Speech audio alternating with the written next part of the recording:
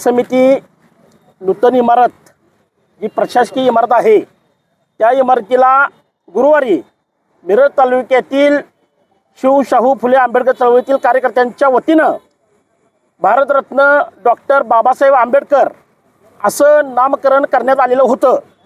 परंतु मिरज पंचायत समितीच्या जातीवादी जे काही प्रशासन आहे, सांगली जिल्हा परिषदेचा सीओ विशाल नरवाडे, मिरज पंचायत समितीचा जातीवादी BDO सायमोटे आणि मिरज पंचायत समितीच्या उपअभियंता पाटीलबाई यांची काल जिल्हा परिषदेमध्ये मीटिंग झाली आणि या जातीवादी प्रशासनानं, जातीवादी अधिकाऱ्यांनी यांना बाबासाहेबांचं नाव दिलेल्या दिवसापासून खटकत होतं।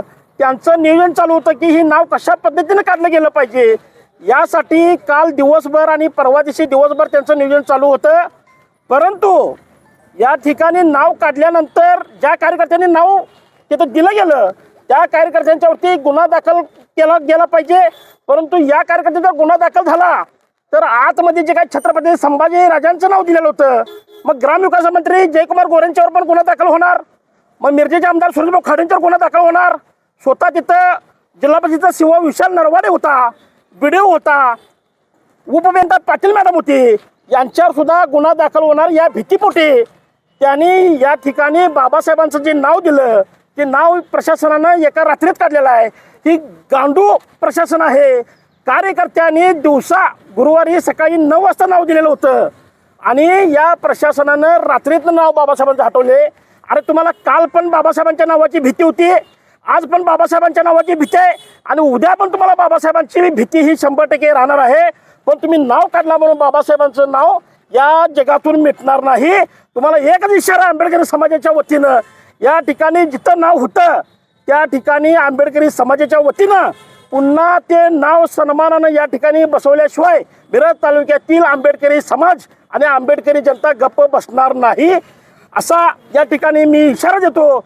आणि या जातीवादी प्रशासनाचं, विशाल नरवाड्याचं, सायमोट्याचं आणि उपअभियंता पाटीलबाईचं या ठिकाणी समाजाच्या वतीनं, आंबेडकरी कार्यकर्त्यांच्या वतीनं जाहीर निषेध व्यक्त करतो आणि थांबतो। जय भीम, जय भारत, जय संविधान, जय मल्हार। वेळेला आम्हाला सकाळी नाव हटवण्याची भूमिका समजली असाच झाले। त्याच वेळेला आम्ही मिरजेचे जे आता BDO आहेत सायमोटे त्यांना कॉल केला, त्यांनी कॉल घेतला नाही। ज्या उपअभियंता पाटील मॅडम त्यांना कॉल केला, त्यांनी कॉल घेतला नाही।